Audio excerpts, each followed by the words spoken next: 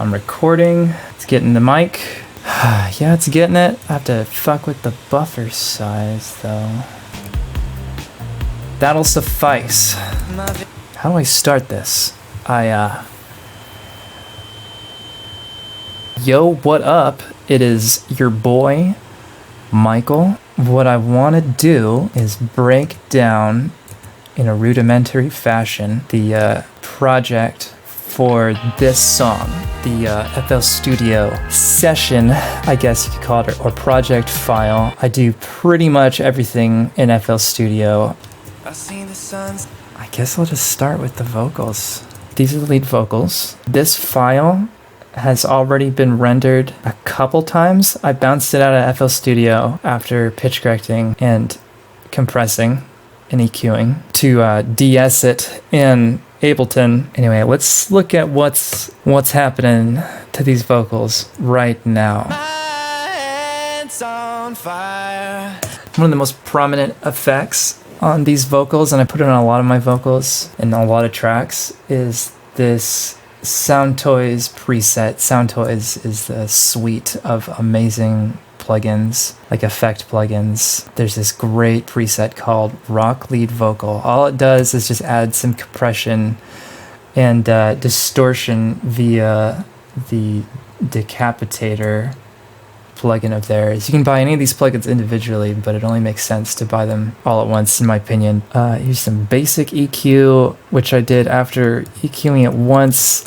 I don't know why. My process doesn't make any sense. The vocals are running to a bus here where the background vocals coalesce with them, and then it's going to this vocal delay thing, which is where that like short echoey kind of like megaphone thing is happening. Slap delay, I think, is what it is technically called. Just super short, fast delay time. And I am EQing the delay in such a manner. I'm cutting off the lows and the highs, and it just really, I don't know, it's very satisfying. I do it a lot. I smell the smoke soaked up in all my clothes. Yeah, that's pretty much all I do. The secret to good vocals is just good compression, obviously. Tasteful pitch correction, because I hear pitch correction is very easy to do poorly. Honestly, I think it's easy to do well if you have just a little bit of patience. Let's move on. The background vocals, totally different. Not really though. Where are they coming from? I've got crazy delay stuff. I don't know why I have two delays here. I'm like the worst person to, I'm not equipped for the job of demystifying these projects, because like they're so chaotic and unorganized that I don't even, and which is ridiculous because I literally do everything. I make my songs from the ground up in FL Studio, which I mean, guess maybe that explains why they're so chaotic. I mean, most of these are just muted recordings from like takes that I didn't use, and then these are all automation clips, or automation tracks, which tell effects what to do and like all that jazz. Yeah, nothing crazy happening with these. Just a lot of reverb and delay. Just add some space to the choruses. Here's a neat thing I do that might be kind of unique. I don't know. It was born out of laziness, and I like the way it sounded. So there's this like major third harmony thing that the background vocals are doing. On fire, I feel funny.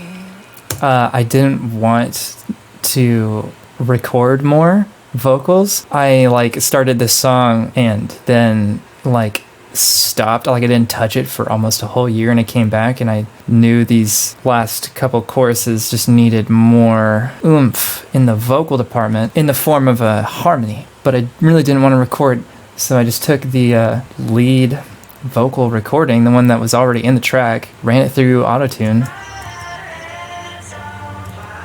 and obviously it sounds very fake by itself, but really all I did was run it through autotune and just like manually, I literally just hand drew the harmonies. I'm on a 4K screen, so it actually makes these plugins really tiny.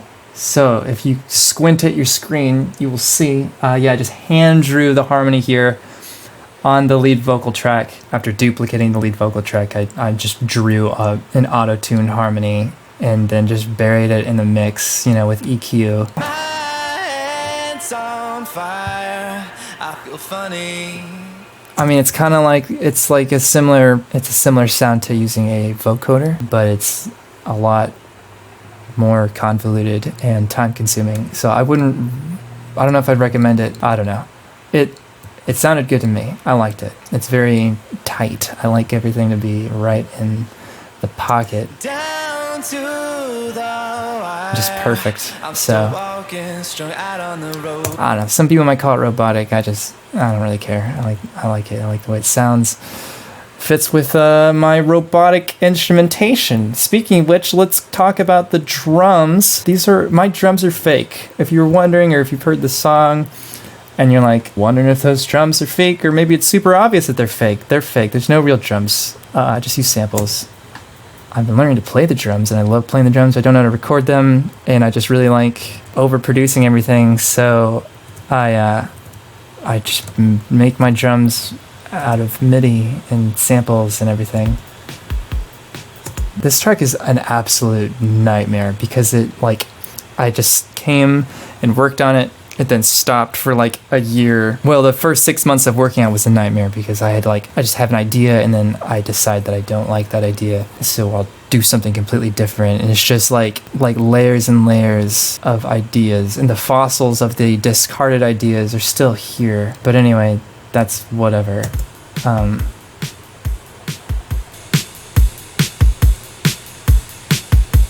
My drums are fabricated. I'm using this FL Studio drum rack type thing called FPC. I'm literally I've been using the presets that come with it. For instance, this track, I'm just using, man, what is this doing?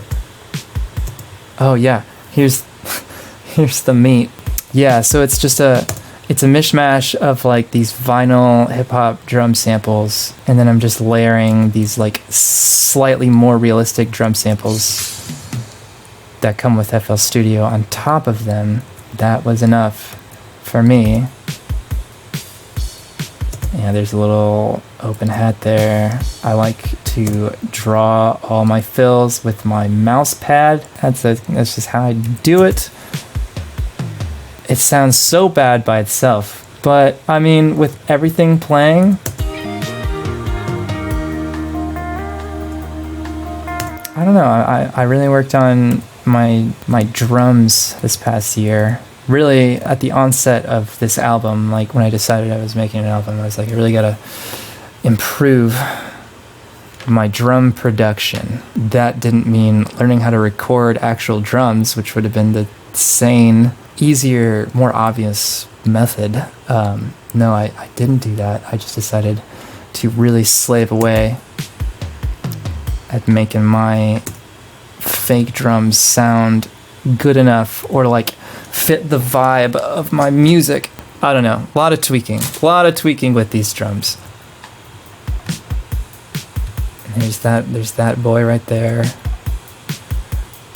One of my most fabulous fills, and then the drums randomly change. Like I said, my project files are like the Grand Canyon. You're in the canyon, and you look at the walls of the canyon, and it's just layers and layers of sediment and earth, and it's like you can see into the past. You can see what was once on the surface. It's still there.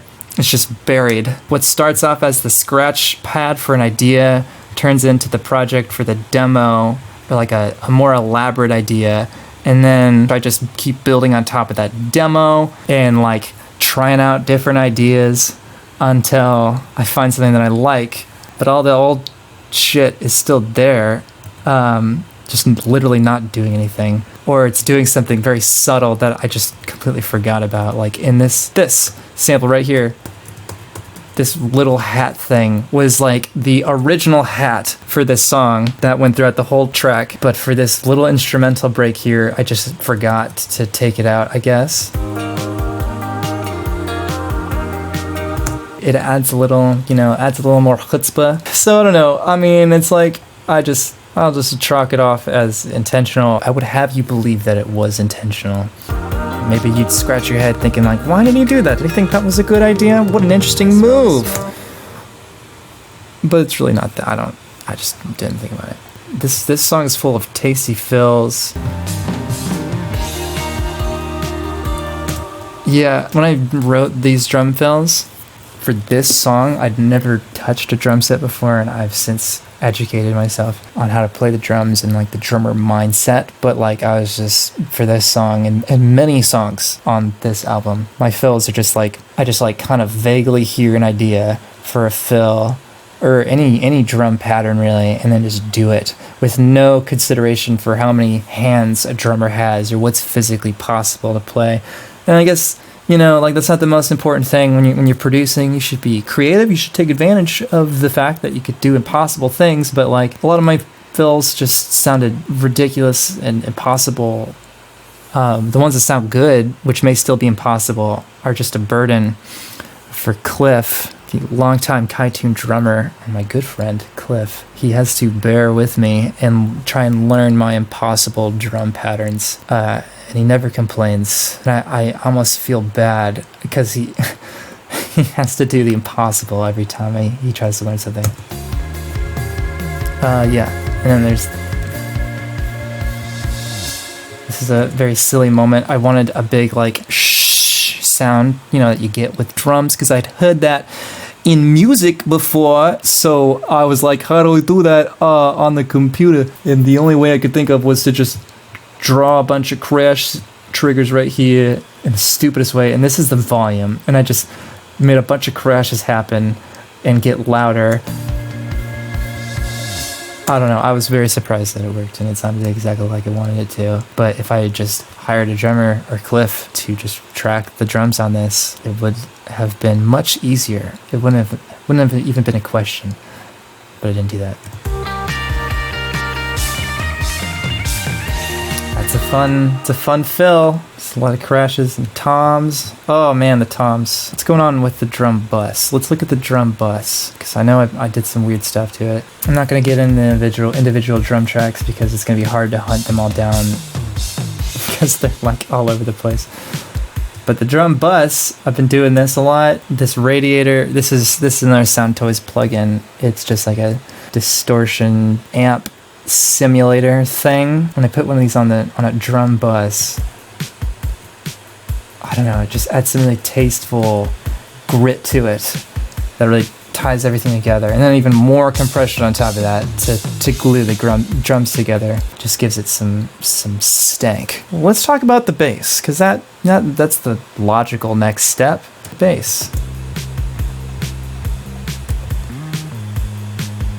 The bass is being run through this sidechain track that's being triggered by my kick sample, just to make the kick seem more aggressive and make space in the mix, because the mix has got to be primo. The bass isn't the only thing that gets sidechained, but it's the main thing. Let's talk about the bass from the beginning.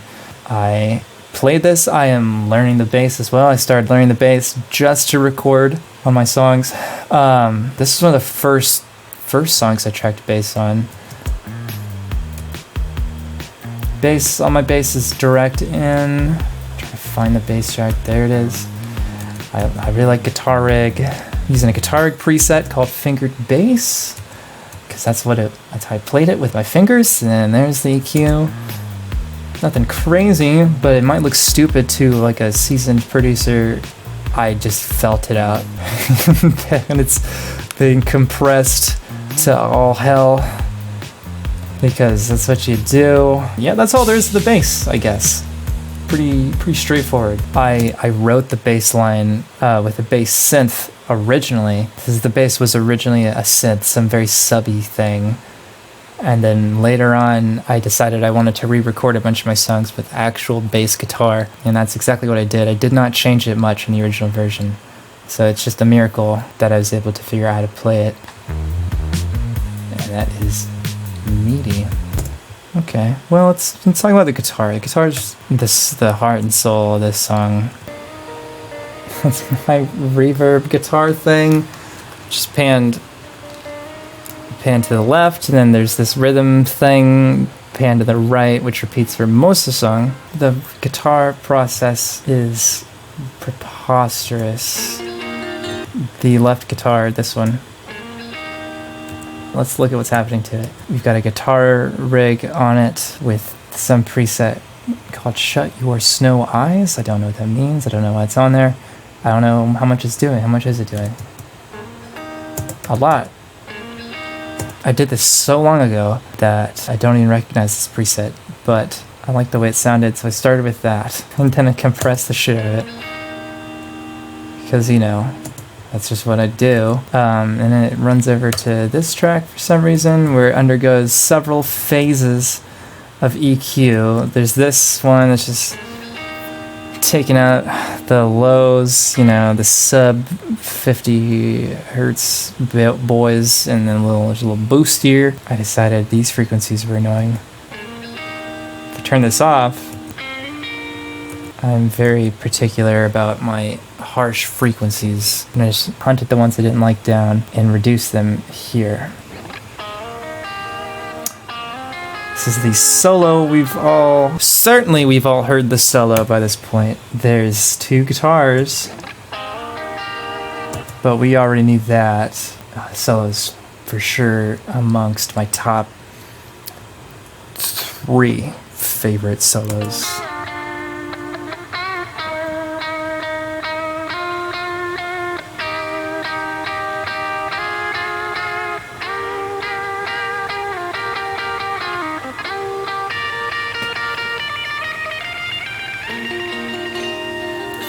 Real nice, just really satisfying. There's some complicated pan stuff that I did here just for the mix, because there's an automation clip that stereoizes the guitar just for the solo. It does that just so the guitar takes up more space in the mix, and then by the time the solo ends, it kind of brings it back in to like the center, and the volume, and it brings the volume down a little bit too, just so the vocals kind of take the place. But yeah, that's the main guitar. This other guitar isn't doing as much glamorous stuff. There's this rhythmic, jazzy thing that carries the song throughout the intro. And in the chorus, it is this very spunky counter riff to this riff. They dance.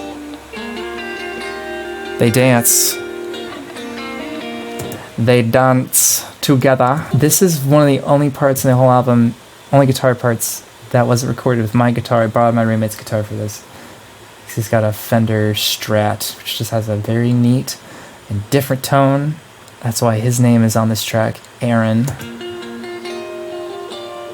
But yeah, nothing crazy, just some phase, more EQ, ton of compression, and I don't know what this is.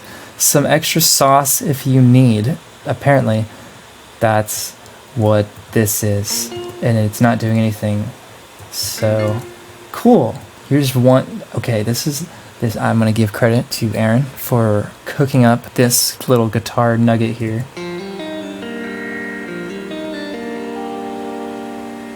We were jamming to this song, and he was doing some of that stuff, and I really liked it, and I recorded him doing it. I ended up re-recording it myself, but I just verbatim just played what he played, so he really did technically write this part. But yeah, fun stuff. That's the guitar. Let's keep chugging along. Let's just get into the synths. There's this noise.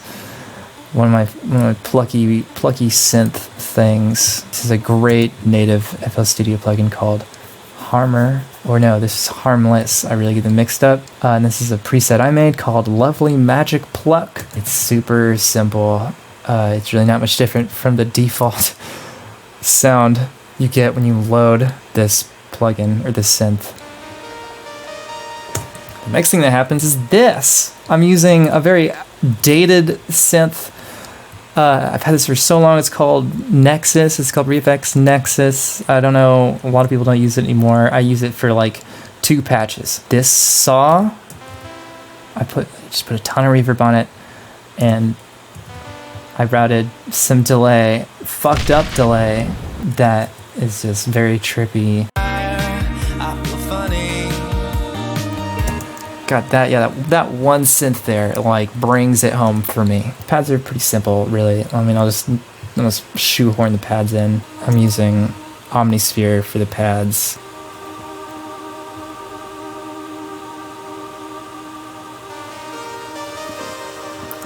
And another note, and then we get these boys. Those boys happened, but yeah, this little Nexus thing is like the soul of the instrumentation.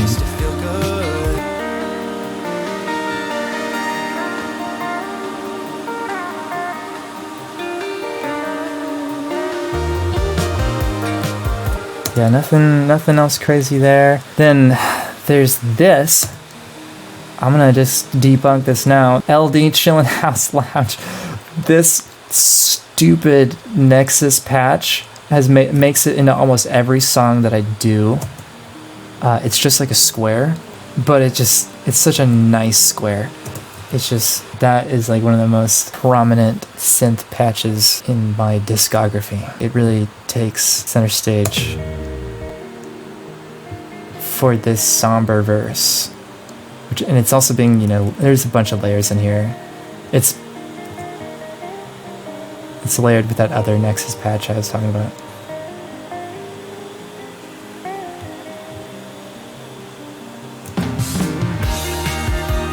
In the chorus, some crazy stuff happens. This is that same square patch, Chillin' House Lounge, the one that I just abused the crap out of. It's following the vocal melody on the choruses. Not the first chorus, but it comes in on the second and back for the third, just to add more volume to it, just to make it hit harder.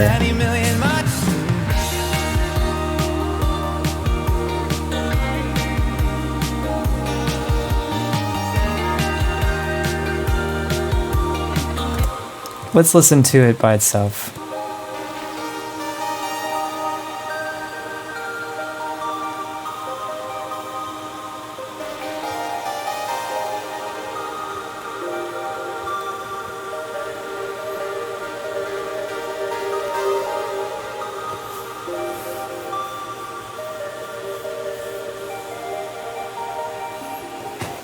Had to play that because I just feel like it's just one of those things. It's like this little melody that like I love so much, and I want everybody to hear it, but it didn't make sense for it to be super prominent and sit on top of everything.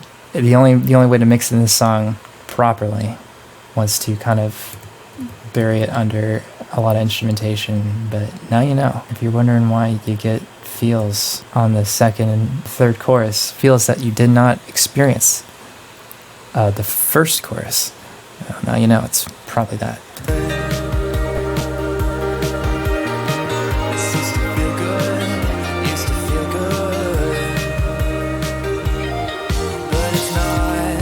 But it's not.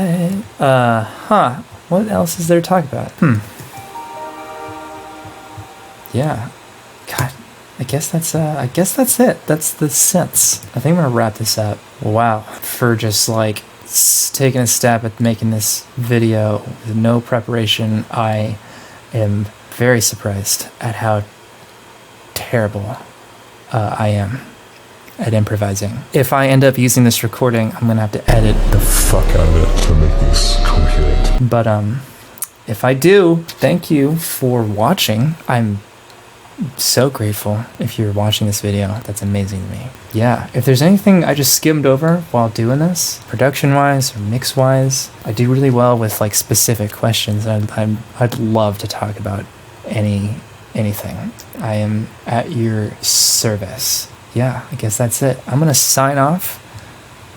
Thanks for watching. See you next time.